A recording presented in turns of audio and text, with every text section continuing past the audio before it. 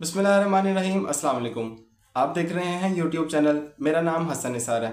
नाज़रीन, सबसे पहले जो ख़बर मैं आपकी खिदमत में पेश करने जा रहा हूँ वो है फैज़ुल हसन चौहान के बारे में, जो कि एक साबिक तहरीक इंसाफ के कारकुन रहे हैं और लीडर भी रहे हैं।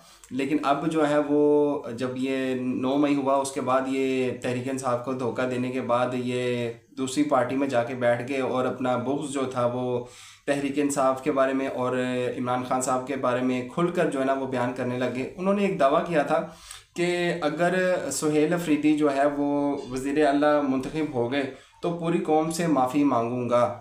और नाज़रीन, आज का वो दिन है जिसमें सुहेल अफरीदी वज़ीर आला खैबर पख्तूनख्वा मुंतखब 90 वोट हासिल किए। तो अब ये पूरी कौम जो है वो फैज़ुल हसन चौहान से ये मुतालबा करती है कि आपने जो भी बोला था, जो आपने ये चैलेंज किया था कि सुहेल अफरीदी अगर वज़ीर आला मुंतखब हो गए तो मैं पूरी कौम से माफ़ी मांगूंगा। और अब ये कौम जो है वो आपसे ये करती है तकाज़ा कि आप इस कौम से माफ़ी मांगें। आपने इस कौम को गुमराह किया और इस कौम के सामने आपने इतना बड़ा दावा किया और खुदाई का दावा किया आपने कि बस जो मैंने कह दिया वही पत्थर पे लकीर है। लेकिन ये बात याद रखें कि जो ऊपर बैठी हुई हस्ती है और जो बेहतरीन कारसाज है उसने फ़ैसला जो कर लिया है उसको कोई भी टाल नहीं सकता। और उसका फ़ैसला आज अवाम ने देख लिया सुहेल अफरीदी की शक्ल में, जो कि खैबर पख्तूनख्वा के अब नए वज़ीर आला हैं और 90 वोट लेकर 2/3 अक्सरियत के साथ वो वज़ीर आला बन गए हैं। और ये हमायत इमरान खान की हिमायत से बने हैं। और अली अमीन गंडापुर जो कि साबिक वज़ीर आला थे, उन्होंने अपनी इस कुर्सी को खैरबाद कह दिया। और फैज़ुल हसन चौहान का ये दावा था कि सुहेल अफरीदी कभी वज़ीर आला नहीं बन सकते। अब फैज़ुल हसन चौहान कब कौम से ये माफ़ी मांगते हैं ये अब आने वाले वक्त में देखा जाएगा। तो नाज़रीन, इससे आगे की खबर उस्मा बुखारी साहबा के बारे में है। ये वो लोग हैं जो पहले पीपल्स पार्टी में रहकर नवाज शरीफ को चोर डाकू कहते थे, अब उन्हीं की पार्टी में आकर वजारतें एंजॉय कर रहे हैं। और इन्हीं के वालिद साहब जो थे वो रेमंड डेवस के वकील भी रह चुके हैं। ये बात कौम को हर बार पे ये याद करवानी ज़रूरी है ताकि ये कौम भूले ना। तो अब वो ये कह रहे हैं कि जी सुहेल अफरीदी पर्ची नहीं फर्शी वज़ीर आला हैं, कि एक ग्राउंड लेवल से बंदा उठ के आकर वज़ीर आला नामज़द हो जाता है और कबायली इलाकों से आकर वज़ीर आला नामज़द होता है। ये तहरीक इंसाफ की जीत है, इमरान खान की जीत है और खैबर पख्तूनख्वा के लोगों की जीत है कि एक वर्कर के हैसियत रखने वाला शख्स आज वज़ीर आला है खैबर पख्तूनख्वा का। और जिन्होंने पर्चियाँ डाल डाल कर अपने नाम निकाले हों और ख़ानदानी सियासत की हो, उनको ये इस तरह का ग्राउंड लेवल का वज़ीर आला कैसे हज़म हो सकता है।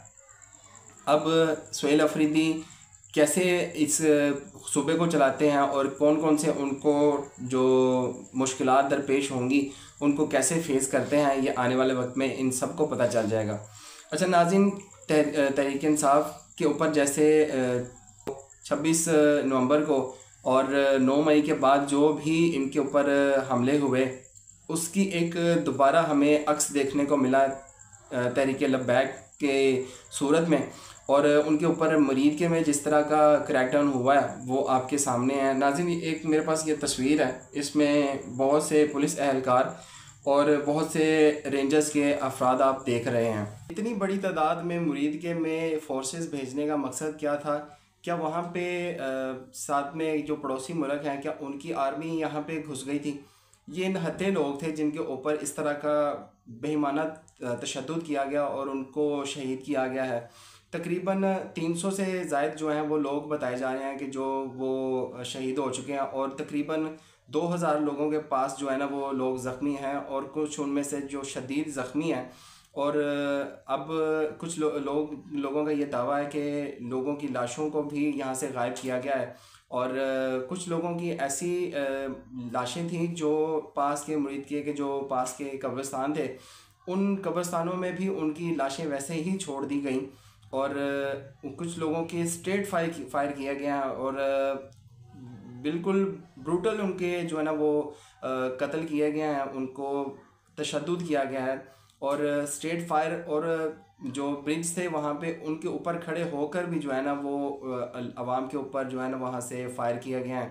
अब पुलिस वाले ये कह रहे हैं कि हमें खुली इजाज़त है, हमें फ्री हैंड दिया गया है, हम जो मर्ज़ी करें। ये आप मेरे पास एक जबरान नासिर हैं जो इन्फ्लुएंसर हैं, उनके उनके कुछ ट्वीट्स हैं, वो आपको दिखाता हूँ मैं। और वो ये कह रहे हैं कि मुझे हमारे मुल्क के पढ़े लिखे और सुलझे हुए तबके से खौफ आ रहा है कि इनके लिए टीएलपी के कारकुनान पर सीधे फायर करना या इन कारकुनान को जान से मार देना किसी किस्म का तशवीश का बास भी नहीं है, कि लोग इतने बेहिस हो चुके हैं कि उनके लिए इतनी खौफज़दा हालत भी जो है ना वो असर नहीं डाल रही, और लोगों को इस तरह बुरी तरीके से मारा गया है और उनके जो अमलाक थे उनको भी नुकसान पहुंचाया गया, जो उनकी गाड़ियां थी उनको भी तबाह किया गया।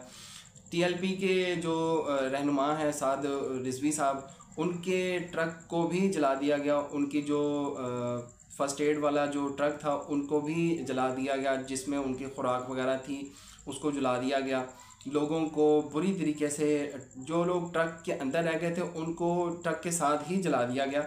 और ये जो वारदात डाली गई है वो रात के अंधेरे में डाली गई है, ताकि ये उसी मेथड को अपनाया गया है जो मेथड तहरीक इंसाफ के ख़िलाफ़ इन्होंने अपनाया था।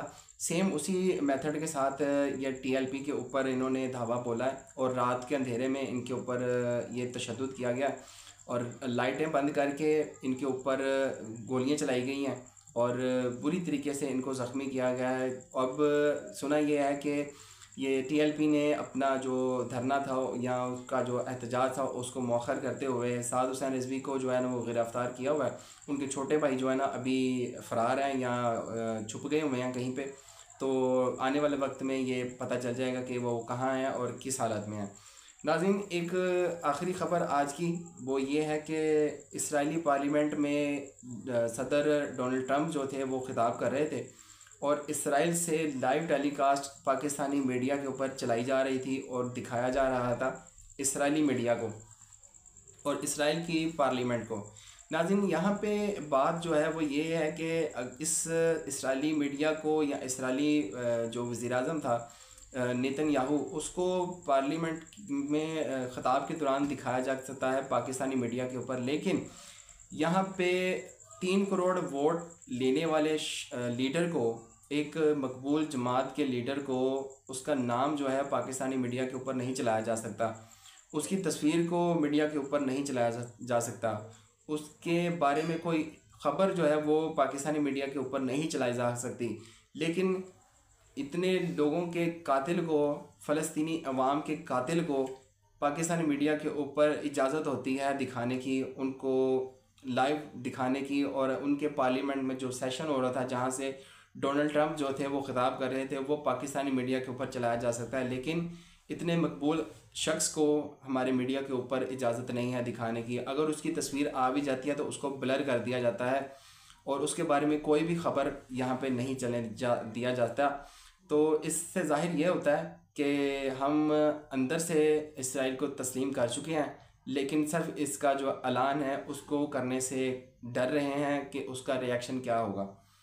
तो ये वक्त बताएगा कि ये लोग अपने लिए लानत कमाते हैं या नहीं, किसने ये इस चीज़ का ऐलान करना है कि इसराइल को हम आज से तस्लीम कर रहे हैं। तो नाज़रीन, ये थी आज की ख़बरें। आज के लिए इतना ही, मिलते हैं अगली वीडियो में इंशाल्लाह ज़िंदगी रही तो। तब तक के लिए अल्लाह हाफ़िज़।